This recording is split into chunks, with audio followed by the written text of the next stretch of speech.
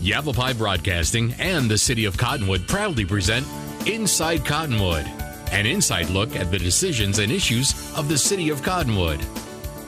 Brought to you by Arizona Smile Designers. Here's Cottonwood City Manager Doug Bartosh. Hello, welcome to Inside Cottonwood.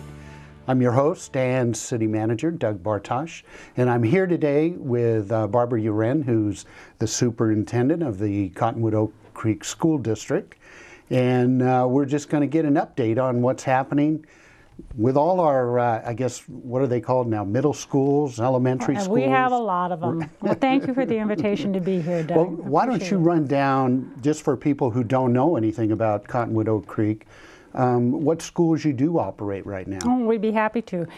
We've actually added some, so that makes it even more fun to talk about. We're looking at, one of our models has always been to be a district of opportunities, and so we want to be the Verde Valley's best and only choice for educating children. And what we have is we have a couple traditional schools, a couple new schools, and some even schools that deal with technology. So in town we have a K-2 school. Actually, we just added a preschool to that program at Dr. Daniel Bright, and so it serves children from preschool through 2nd grade. And then Cottonwood Elementary in town serves children from 3rd grade to 5th grade. Cottonwood Middle School, 6th, 7th, and 8th. And then this year we added a new school, Mountain View Preparatory at Tavasi. We opened that school last year at a very small program, and it was housed in one of our in-town schools. It grew so much, we expanded that and were able to open back up Tavasi with Mountain View Preparatory, and that's an international baccalaureate school. And then out at Oak Creek, we have our jewel of the rural community, and that's a K-8 school, also has preschool. So families can have their option of a K-8 program, a focus program with kindergarten through 2nd grade, 3rd through 5th, middle school, international baccalaureate with the Mountain View at Tavasi. And then finally we have Arizona iZone, and that serves children from all the way from kindergarten through 12th grade, and that's an online program. And what we're finding with that program is children who may have a different lifestyle where they're traveling with their families and they can't be in a traditional classroom setting.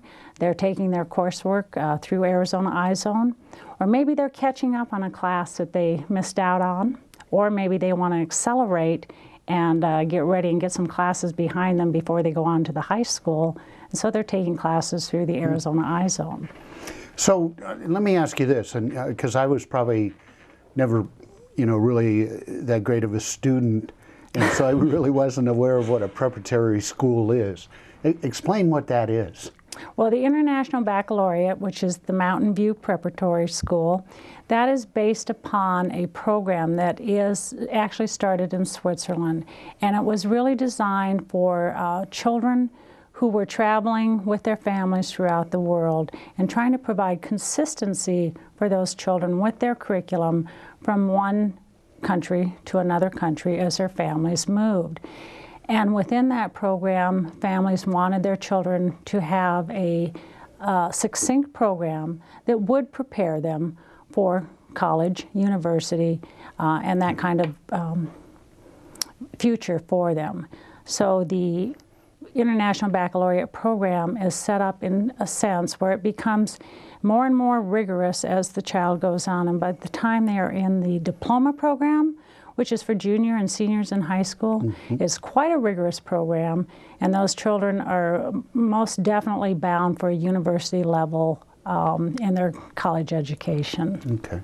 So is that one of those programs which we've heard about where they actually begin to complete college level classes while they're still, and obtain college level credit while they're still in? They will be able to do that. It's a dual enrollment, and they will be able to do that. So some of those children are getting 24 hours under their belt before they even go on to colleges and universities.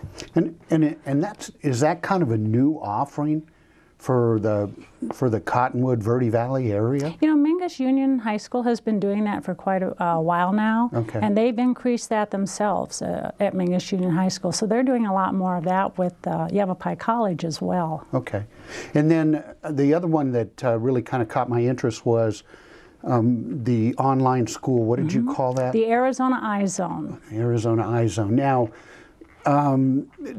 if parents, you know, because I talk to parents every now and then that say they're doing homeschooling, is that what they use to? Well, some do. It is an option for homeschool parents. Some of the parents that want to be engaged with their children at the home level may not have some of those skills and may not feel as comfortable teaching some of those courses, particularly as they get up into the sciences and the mathematics as the children grow older.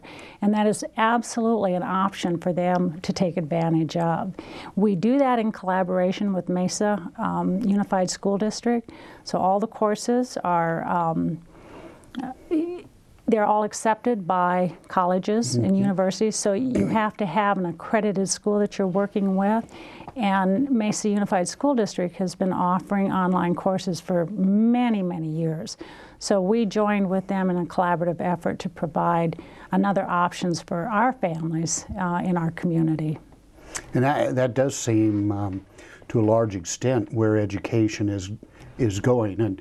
And it's interesting because I reflect back when I was in school many years ago that, you know, I think you had like maybe two choices. You either went to the public school or you went to a private school, and that was it.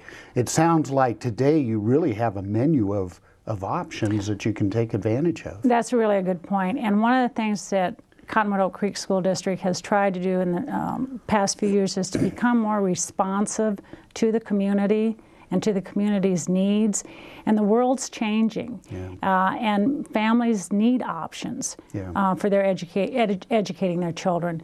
So we're being much more proactive in listening to what those needs are and trying to design programs to meet the needs of our families within our community.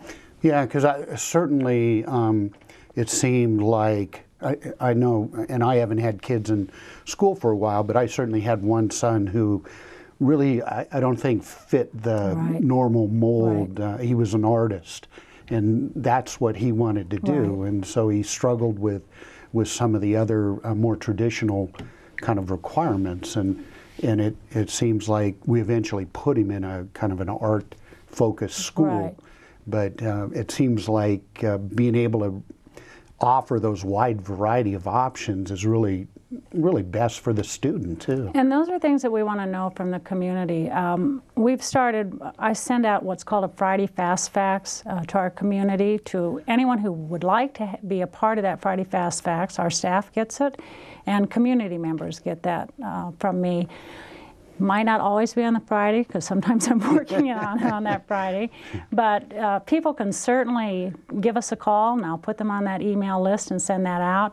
And that talks about a lot of the different options and opportunities that kids are being given to expand their education within the district. And it's full of fun facts of what's going on within the district.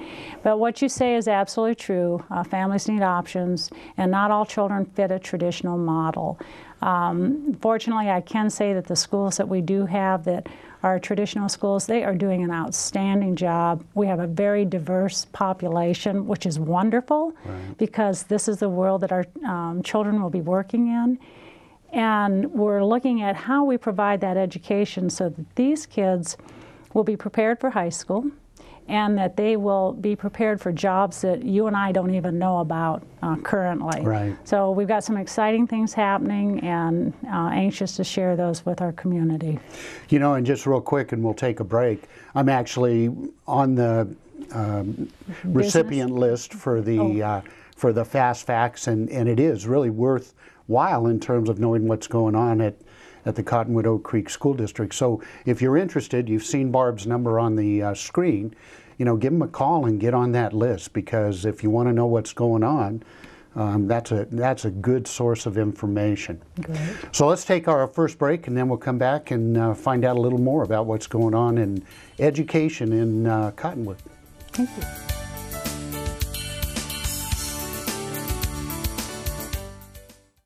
Meet the team at Arizona Smile Designers, offering complete comprehensive, restorative, and aesthetic dentistry.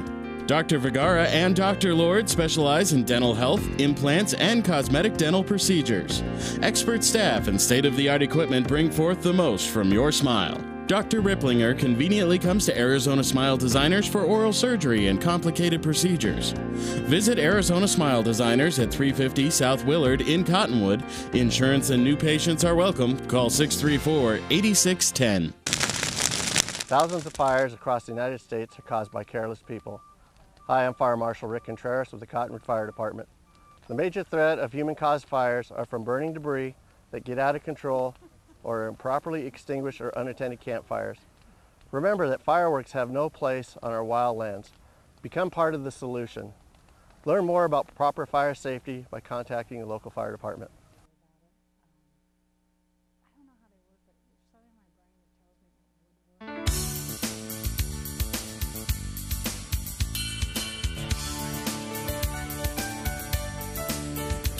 Welcome back to Inside Cottonwood. I'm your host, Doug Bartosh, and I'm here with Barbara Uren from the Cottonwood Oak Creek School District. Barb's our superintendent there. And I know you've got some exciting things going on in terms of trying to better connect with the community and understand what their needs are. You want to talk about those a little bit, Bob? I'd love to.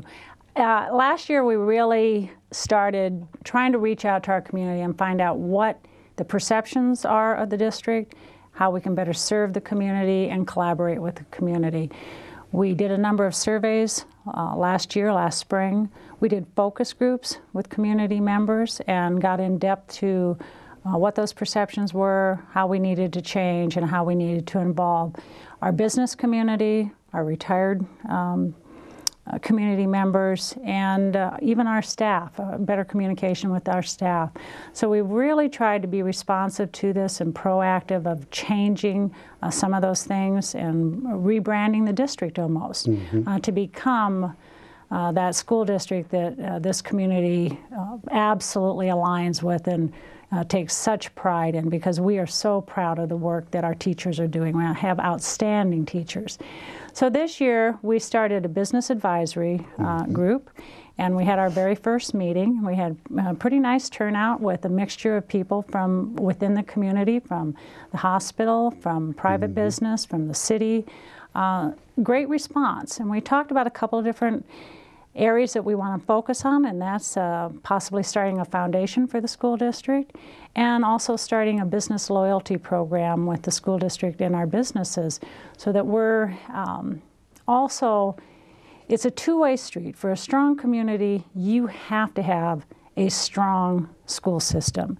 So we want to make sure that we are responsive to what the community's needs are, what our business partners' needs are, and looking at starting at a young age of preparing our children to live and be productive citizens in this community.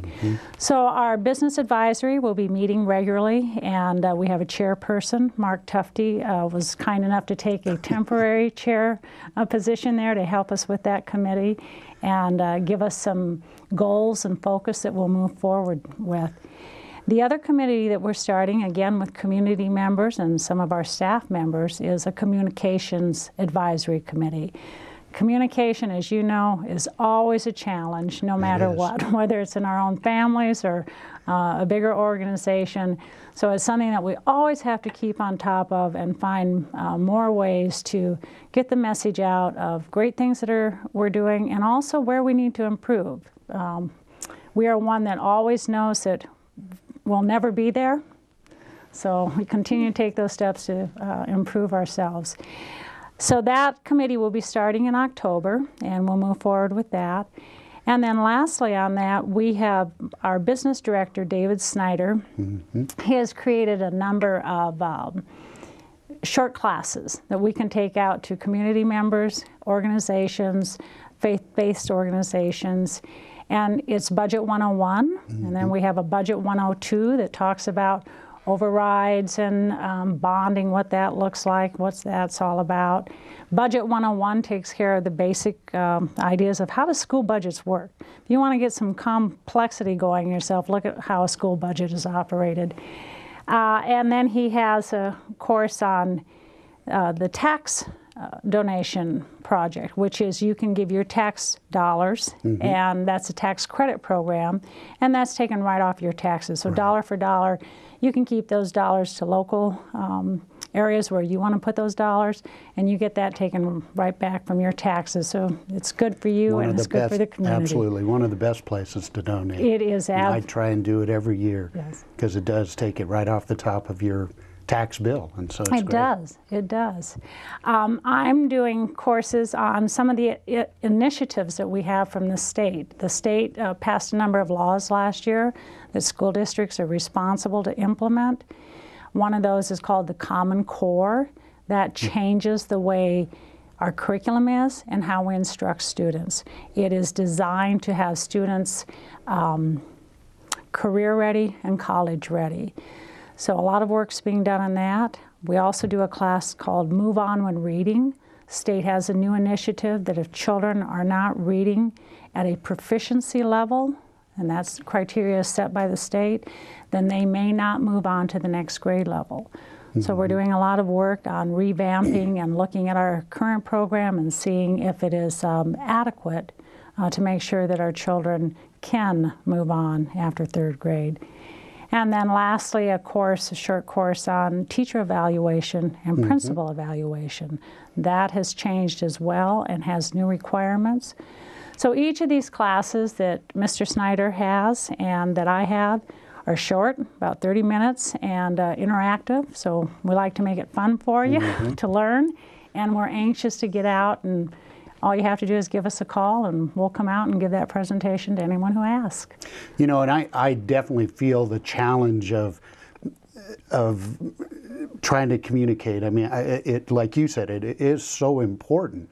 And we try so many different venues to communicate, obviously, with our public meetings, and I know the school district, just like the city, is very interested in transparency. We want people to understand how we operate and how we do it, and I know with our budget too. You know, it's nothing like a business budget. It's nothing like your home budget.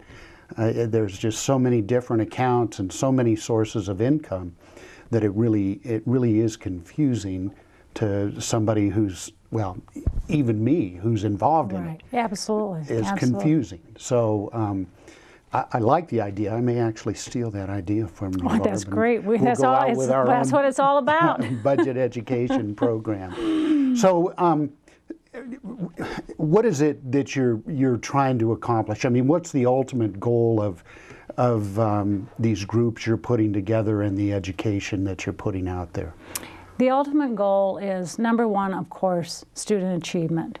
If there is not a strong link, if we're adversarial, it isn't good for kids. I truly understand that we've got our challenges in educating children, but if we don't have strong community support for educating children, it is not good for kids. So we're never going to agree on everything. We know that. We do know that. But however, we can have those disagreements with the focus still on, okay, we may heartily disagree, but we are here to advocate for children.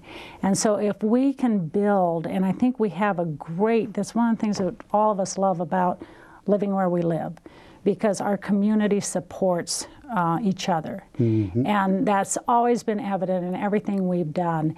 So we want to continue that relationship, build that relationship to be an even stronger relationship, so that we're all advocates for children. We have one purpose, and that purpose, we have a moral and ethical obligation to the children in our community, each and every one of them. Child walks in my door, and we are obligated and enjoy having that child reach the standard, preparing them to jump that standard, but that only comes with a strong community support. So the ultimate goal is to have that link that puts all of us together with a focus on raising our children to be well-rounded citizens that can take their place in our community or another community. You know, amen. I mean, that's absolutely so important. And let's come back and talk about it a little bit more after this break.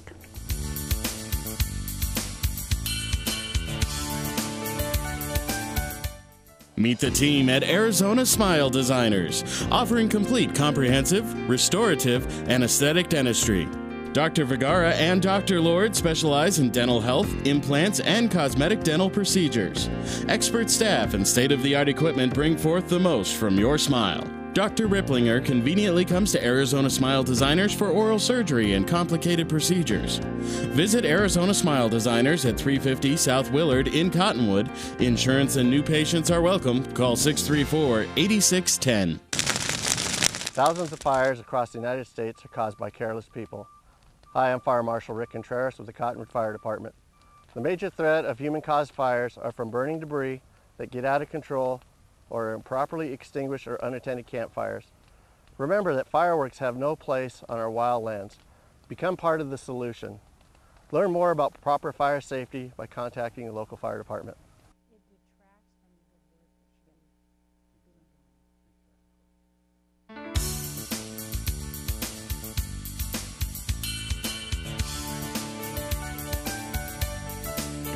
Welcome back to Inside Cottonwood. I'm Doug Bartosh, your host and city manager, and I'm here with Barb Uren, the superintendent from the Cottonwood Oak Creek School District. I always have a little bit of problem with that. But anyway, tell us about, and I know there's challenges with everything we do, you know, regardless of whether it's in the city or in the schools, but what are the challenges you're facing in the schools right now? I'd say there's a couple of challenges, and we have a number of the new initiatives that I was telling you about earlier, the Move On When Reading, the Common Core, teacher and principal evaluation. Those are requirements that we have to do. With those, we have had limited funding that have come with those. We did get a little funding for the Move On When Reading. But when you take that into regards to what districts throughout the state of Arizona have faced the last couple of years, as have cities, as have businesses, all of us have. School districts, our district faced about a 20% reduction in our budget, which was about $2 million. So not only have we reduced layers upon layers of staffing, and some programs, it's forced us to really look at what we've done, and we have become more efficient in a number of ways, and we've entertained conversations with others to become more efficient. But within that, excuse me, some of those budget cuts came from odd places. They tried to protect what's called the excuse me, the maintenance and operation, your general budget, but a school district also gets a budget for what's called soft capital. That's everything students use. It's their paper, their pencils, their textbooks, the technology that they use, all of that. That's soft capital. That's been reduced dramatically. So school districts and our school district pretty much are now down to the point where there is no more soft capital for the remainder of the year. So that's a real challenge. The other challenge is the fund that was reduced was called the capital fund, and that's how school districts maintain their buildings. And Cottonwood Oak Creek School District has been very wise stewards of the taxpayers' dollars to make sure that the buildings are maintained, the grounds are beautiful for use, and our community uses our buildings and our grounds extensively. And we have maintained those buildings, and we've used those dollars to make sure that our buildings are safe places and attractive places for children and community members. Well, those dollars are been reduced. So our district has about $150,000 left to maintain 5 campuses. And if you've gone to our campuses, they're large and they're great places, but it takes dollars to make sure they're taken care of. An example of that is Dr. Daniel Bright. The pavement there is starting to erode to the point that it really needs resurfacing. Well, School Facilities Board, which is supposed to help fund some of these things, won't resurface that because it's not actually student usage area. So what will happen, and we're trying to be proactive on how do we address that, is that underbase will continue to erode, so it's going to be more expensive to replace that in the long run. So those are some of our challenges. Technology and making sure that we are keeping up to date in technology and the infrastructure to make sure that that can happen, because our building was built in 1923 where the district office is. Some of our buildings were built in the 60s. And so they didn't have that infrastructure put in. And so we have a great technology department who have, with 3 of them, have done a remarkable job of getting us that we can provide that to our students. We're very tech savvy. Our school district, I would say, is one of the cutting edge school districts with technology. So they've done a great job with that. But those are some of the challenges of just maintaining our buildings, making sure that the students have the supplies that they need for their education. I was going to say $150,000 is nothing. You know, that could be used up in that paving requirement. You know, and that is the challenge. If you defer maintenance, eventually it's going to cost you more. It is. And so it's a tough choice to make, but as you've indicated, we've all had to make that choice during this period of economic downturn. So, and you know, on the positive, just very quickly, on the positive side of that, the community has come through with that. You know, Old Town Mission, they gathered backpacks for children right and left. So our children came to school with backpacks and supplies. Chamber of Commerce has come through. They provided supplies to kids. Individuals, businesses. So people have not shied away of trying to help in any way that they can, and that is greatly appreciated. And that, again, shows the kind of community that we live in and that people really do have a focus on children. So tough times also brings out the great things in people. Absolutely. You know, and I think that's one of the things, certainly the school districts in the city are great partners. We work together very well. And one of the reasons we do that is there's a mutual benefit. Obviously, one of the things the city does is try and create economic development. If we don't have the educated workforce to attract companies here so that they have that labor force to work, we're not going to develop in terms of our economy. I mean, we have a hospital who employs over 800 people. If they can't find a workforce here to help them meet their needs, we all lose.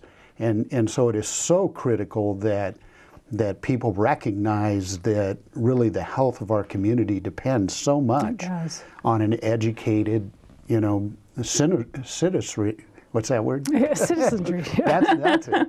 So, you know, we really do need to work together.